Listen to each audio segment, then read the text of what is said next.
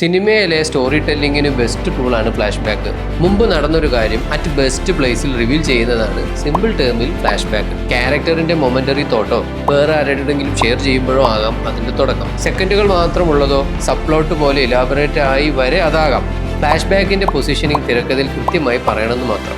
Raid 2 Hindi movie. Income tax officer നായകന്റെ രഹസ്യ നീക്കങ്ങളെല്ലാം ഓരോ റെയ്ഡിന് ശേഷവും ഫ്ലാഷ് ബാക്കിലൂടെ കാണിക്കുമ്പോൾ അയാളുടെ സാമർഥ്യവും റിവീലാകുന്നു. ഫ്ലാഷ് ബാക്കിന്റെ മറ്റൊരു പർപ്പസ്.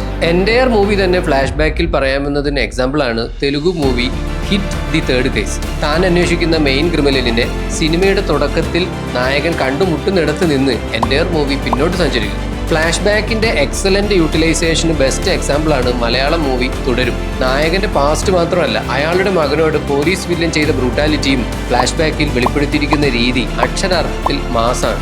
Jack Telugu movie. സ്വന്തം ഇൻട്രസ്റ്റിൽ സീക്രട്ട് ഏജന്റ് വർക്ക് ചെയ്യുന്ന നായകന്റെ അമ്മ സെന്റിമെന്റിന്റെ കാരണത്തിനും ക്രൂഷ്യൽ മൊമെന്റ്സിൽ നായകന്റെ ഇന്റലിജൻസ് കാണിക്കാനും ഫ്ലാഷ് ബാക്ക് കഥയിൽ പ്രയോജനപ്പെടുത്തും. സ്റ്റോറി പ്രോഗ്രഷന്റെ ക്രോണോളജിക്കൽ ഫ്ലോയ്ക്ക് തടസ്സമാണെങ്കിലും ഓഡിയൻസിന് ഫുൾഫിൽ ഫീൽ കൊടുക്കുന്ന എന്റർടൈൻമെന്റ് ഫാക്ടർ കൂടിയാണ് ഫ്ലാഷ് ബാക്ക്.